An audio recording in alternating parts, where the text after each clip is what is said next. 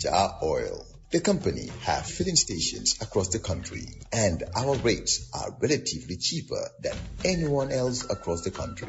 Jar Oil is the biggest producer and distributor of cement in the country with the most competitive prices in the market.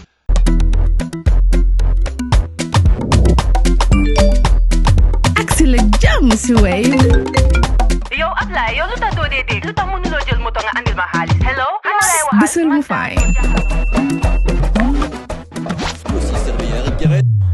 What? Bësal mu fine.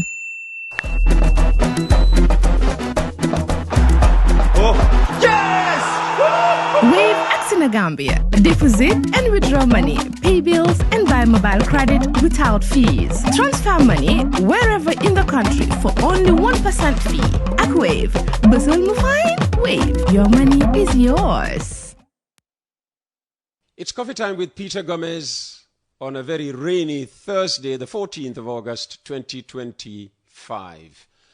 Joining me now for the remainder of the program is Abdullah Sanyang, a young man, relatively young man, who, like most Gambians out there in the diaspora, was forced out of his country many years ago by the cruelty of former dictator Yahya Jammeh. He had been a member of the Gambia's armed and security forces. Abdullah, welcome to Coffee Time with Peter Gomez. Thank you, sir. Thank you for having me. Good to see you. Tell us, a bit about your story.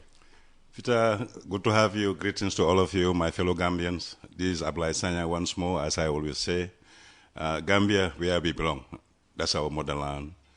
I served Gambia from school normally, primary to the high school, and then I joined the Gambia National Army.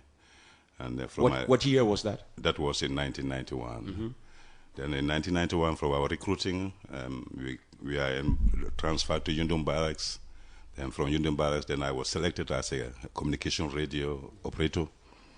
From radio operation, then we finally have the NATA group, the Nigerian NATA group, assistant group came to Gambia at the time of Dawda Jawara.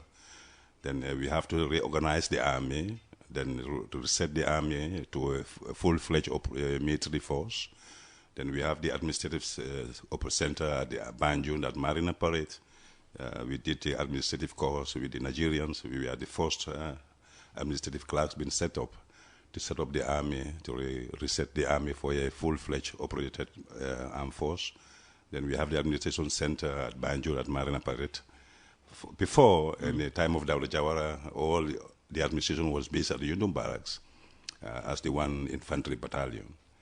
But after Jawara sees that the army, and we have to reorganize the army, then he set the administration in Banjul, then the Nigerians came, then they restructured the battalions. They have battalion in one infantry battalion in Yundum, 2 in Farafenye, 3 in Bakau, and the 4th one now finally in Basse. So this is how things were set up, and then I was centrally working with the central administration of the armed forces. Okay, and then 1994 came the military coup. Very well, and that's what the army found itself, that the first chance the Gambian National Army to take the administration of this country with the trust of our people. Then there were 33 years of in power, so gallant soldiers of our own people from the army, led by Yahya Jammeh. But we normally say led by Basiru Balo. Yahya Jammeh came to the being at the final course. But normally, from the initial planning, Barrow was supposed to be the leader. Then we came up, Sana Sabali is here, he's alive, he's hearing me, Edward and Peter. Then we finally... Edward Singate and Peter Singate. Yeah, and we have very good brothers who are soldiers who are very committed to see a positive change, as we are committed to change the system of the Daura dictatorship of 33 years. Then we finally took the power, and if people can remember, it took a sort of time, almost a week, before we can have a chairman to lead the council. So why was that? There was a bit of push and pulling, and who was supposed to be the leader. Sana, Edward, and Peter were much closer to Yahya Jammeh, so they finally select the council with Yahya Jammeh and to be the council leader. And that time, Yankuba Toure was in Farafenni. He finally came and joined us in Banjul. And this time, the early morning of 22nd July, we were the first guys to enter the State House. And we, through the garden from the School of Nursing, that time there was only a fence. So we jumped and occupied the State House. And we conceal ourselves with the camouflaging of the State House until our men from Yundum came up to Denton Bridge. We were having a lot of stoppage there. Chongan and his team, the General Mori, were defending the Jawara government at that time. But finally, we overcome them. We entered our team from Yundum Barracks, came down to Banjul. They found us there.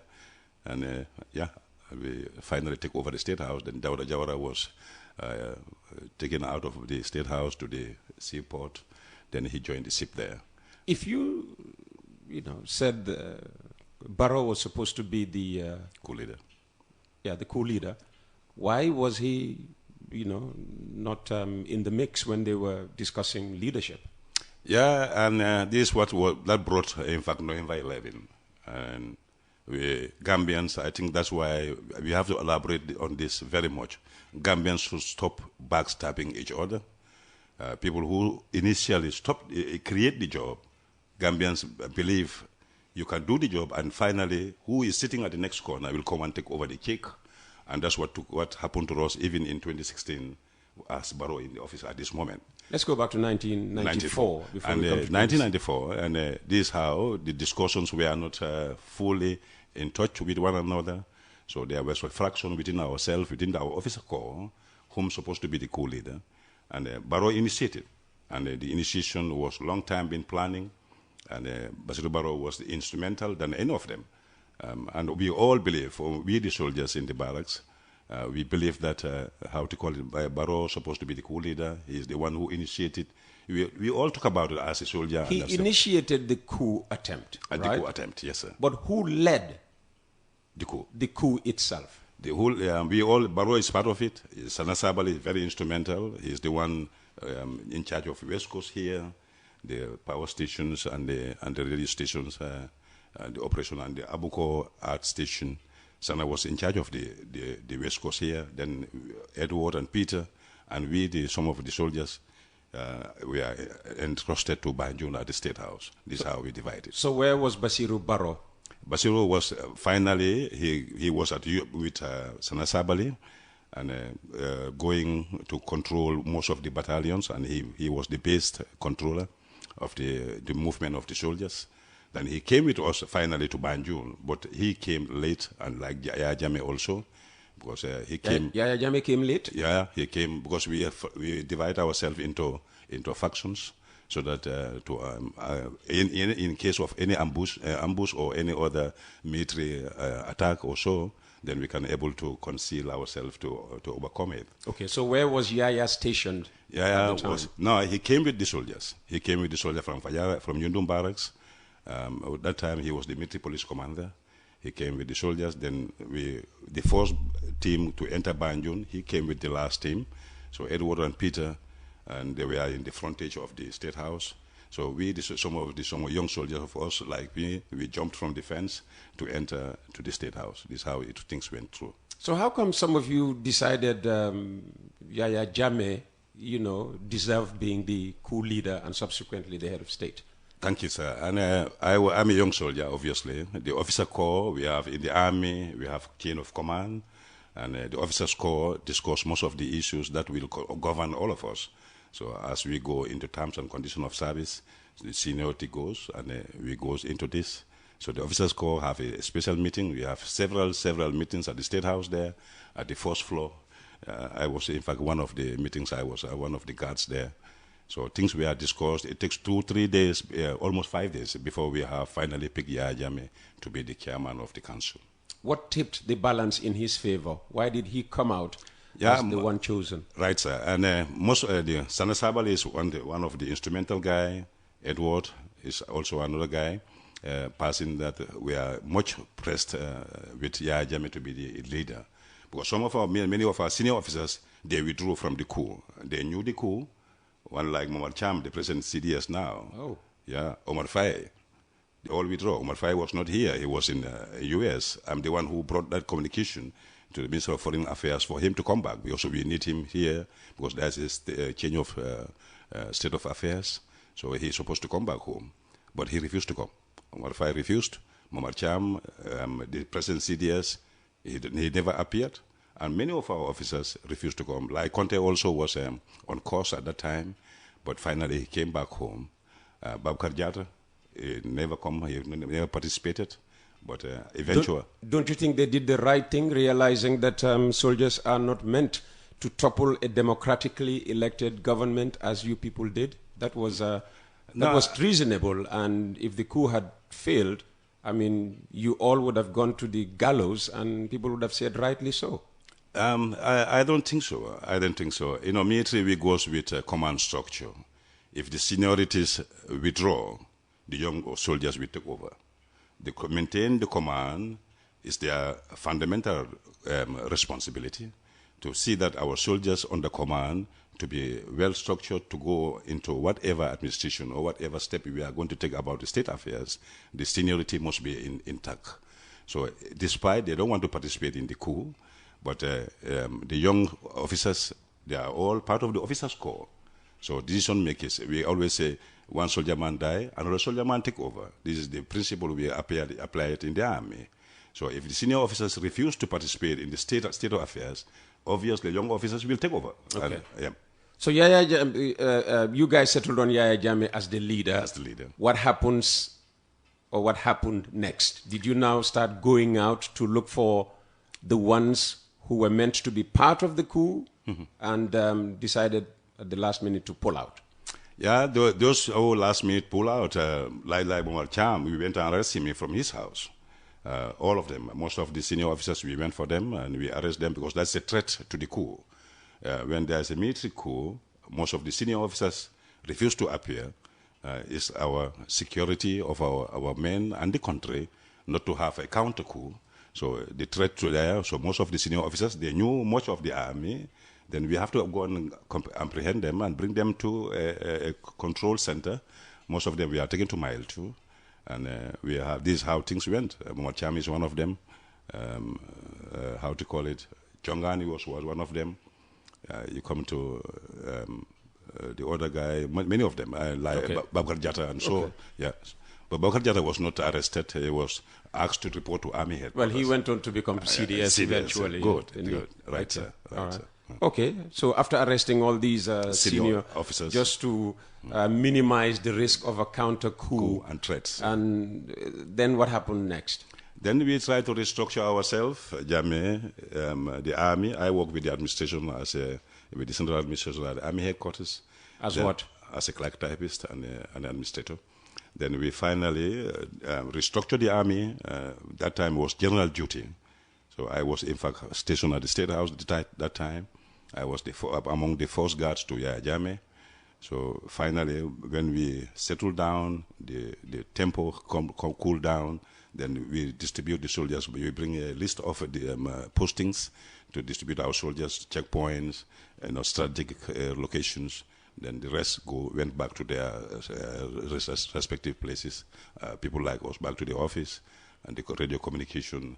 Then we have to control all over the country to our borders, that we see that our coup is in place. Mm-hmm. You had started on what brought about November 11 before I stopped you. Yes, Let's sir. go to November 11. What brought it about? November 11 was a strong disagreement. Within the command. Most of them, they have found that Yahya Jammeh have a very few, like Sana Sabali and Edward, they hijack our coup of collective job.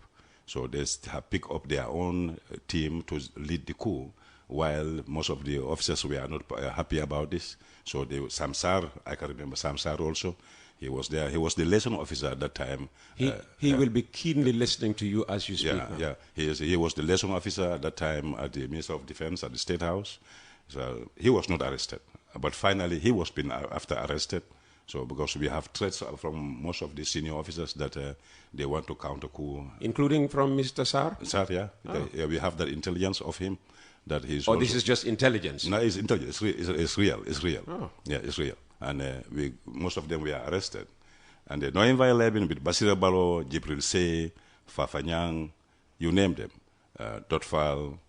And Dotfal is one of them. I remember this brother. My heart is heavy. Sorry about it. It's okay.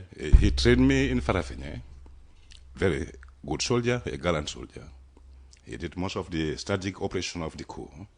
And Nancho Mane, these are our instruments. They are the senior NCOs at that time, promising officers who took over the responsibility of the coup. They made the operation, not Jammeh or any other. Sana was instrumental, Peter and Edward, but our senior NCOs like Nancho, Jibril Sey, Fafanyang, and NCO is non-commissioned officer. Commissioned officers. So these are the non-commissioned officers who are much structured with the army, with the policies and the planning of any operation. So they set up the army, they set up the operation. So they finally, Lantombon Tamba was at the Statehouse that time, Musa Jammeh, these were under Gendarmerie. Yeah, Jammeh came until we set up the thing. So we, the Gambian National Army, we are pushed outside. So that brought the November 11 coup. Disagreements mounted between ourselves. Then most of our soldiers, we are gone down. It's hard to say. Very hard to say. Including Dotfal. Including Dotfal.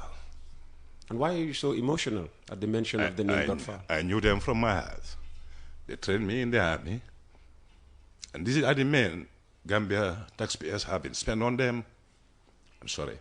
It's all right. They are ready to serve our people, to protect our institutions like an army, that we need not to lose such type of people who did a good job to see Dawda Jawara's dictatorship 33 years, push on polling with the PPP militants to who should take over from him, from Sego Sabali to Bibi Dabo. So that fragment was in our government administration. So that pushed the army to take over. So if at all we to put that message to our people, we took over the country. We don't think that our men who sacrificed their life to bring that change for our people should be gone down in such a brutal way. Such a brutal way. Fajara Barracks was so serious. Most of them have been slaughtered in Fajara Barracks, gone down in broad daylight, early morning. You used terrible words to describe what happened to them. Gone down, slaughtered. Were they tied up? They were tied up. Most of them were tied up. Fafanyang, he suffered a lot. Fafanyang suffered a lot. Jibril Sey. Was he tortured before he was tortured? Finally... They were obstructed. Edward is one of them. Peter is one of them. They perpetrated this on their victims. They head the operation to Fajara Barracks. Then after because that time Basiru Barrow was in charge of, they removed him from Yundum Barracks, and they brought him to Army headquarters. That time I was a clerk typist at the Army headquarters, collecting intelligence. I'm part and parcel of it. So working in the office, I see all correspondence and all discussions among the staff officers. Then I was an instrument for the coup. So Basiru Barrow, after the suspect of him about the November 11, they deployed him to Army headquarters as a staff officer. But he doesn't occupy the office. He was all the time sitting down, 2 packs of cigarettes. He will smoke it in an hour. He continues smoking, coming out. He doesn't sit in the office. Was that because he was frustrated? No, he was frustrated. Responsibilities were taken away from him. Taken from him, and the threat he have, because the suspect is there, that he is supposed he knew his life was under threat. Under threat. And Babukar Jatta is part of this. Babukar Jatta supposed not to. Supposed not to do what? He's supposed not to participate, that Basiru Barrow was supposed to be eliminated, because Basiru Barrow, Babukar Jatta was saying that his name was among the list of the officers when November 11 succeeded. Those are the people supposed to be killed. So they overcome our soldiers who performed the coup, and who put the Jammeh in office, who planned the coup from the initial stage, and who trained most of our soldiers in color today. And these are the gallant soldiers we remember in our lifetime. In our lifetime. They can never be forgotten. This is very emotional for you. Thank you, sir. Did you appear before the TRRC? I don't appear. And we did most of the investigation, me and Panderimbai. What investigation? We report not for the TRRC. Not for the TRRC, but TRRC carried our reports, what we have investigated. Panderi been a good brother of mine, a journalist, a very determined somebody, a son of this country. I'm very proud of all the journalists, what the job they have done. But Panderi is one of them, single out. He was been threatened here in the Gambia here by Jammeh, and he flew to America. So we linked, because I knew him when he was a security at the RVTH. Then he worked with the Point newspaper, then the Voice, I don't know, the other newspaper with Demba Jao, and so. The Independent? The Independent, thank you. So finally he came to US, and that's the time I also was being detained, involved in a coup to topple Jammeh. So the coup failed. Then I was detained in Bambadinka. And is that the December 30th attempt? No, that's not the December 30th. Okay. That is with Alaji Kante, former Commissioner Alaji Kante, okay. With Lalo Jete, the ADC to Yahya Jammeh, and that Italian who was the head of the security of Yahya Jammeh at that time. Okay. Yeah. So let's just go back to the TRRC. Why did you not appear before the TRRC? You could have done it virtually. Virtually, I went there. I came here. I went to TRRC. They are just behind you here. I was being interviewed, giving my statements, what I knew and what I went through. But finally, SFL never called me. Okay, you never appeared in public. Never appeared. All right. Yeah. We have to go back a bit because I think we have jumped a few steps by talking about the TRRC. Yes, sir. Because you ended up, fleeing the country yourself. Yes, sir. Why did you have to flee? I was being arrested. You were arrested? I was arrested. What year was that? Can you remember? That was in the year 2000. 1999, 2000. Okay. Yeah, so we have a plan. Obviously, it's a coup. I will never lie to my people. It was a coup plan. Oh. Yeah, it was a coup plan. Together, Abdullah Sanyang, Alaji Kante, the former commissioner of North Bank. Baba Job was part of this. Maybe many Gambians never know. Soldaw is part of this. Maybe many Gambians don't know. Lalo Jete, Omar Dabo, Ibrahim Yabo, you name them. So we are the people being arrested for this. But many of them have been arrested earlier than I, because that time I left the army, working with the American embassy as a surveillance detective, and that's the time I was being arrested, serving the American embassy. Why did you leave the army? This grumble, unfortunate incidences, disappointments from we the Gambians, backstabbing. Jammeh failed our state. Jammeh failed our country. How? We promised the Gambian people for 2 years transition. We returned the country back to the people who are meant for governance. We are there to defend the integrity of our people and our borders. So if at all Jammeh refused and enforced himself to our power, with my integrity, I can never serve under him, be the president and the Well, you served under him for 4 years. You left in 2000, wasn't it? No, I left earlier. When did you leave? I left in 1997. Oh, okay. Yeah, I left earlier. I work in the administration. I see all correspondence and Jammeh's plans and all signal or radio signal operations, intelligence, what we gather. Then I left the army. I finally left the administration, then to military police. In the military police, I know what the operations are, and I know the internality of Jammeh's intentions, what he's planning to reform the army. Most of our people have been dismissed. Some have been killed in November 11. Some have disappeared. We don't even know somehow where they are buried. So with that unfortunate situations, despite sitting in the office, what's the office? It's the people. So I left the army. I sacrificed. I resigned honorably, nobly. Babakar Jara said, in fact, he will not sign my file, that I was an instrument that I was supposed to serve the army. I've been trained enoughly to protect to serve the institution. But my conscience can never take such a leadership to be part of it. I can never take it. Thank you, sir.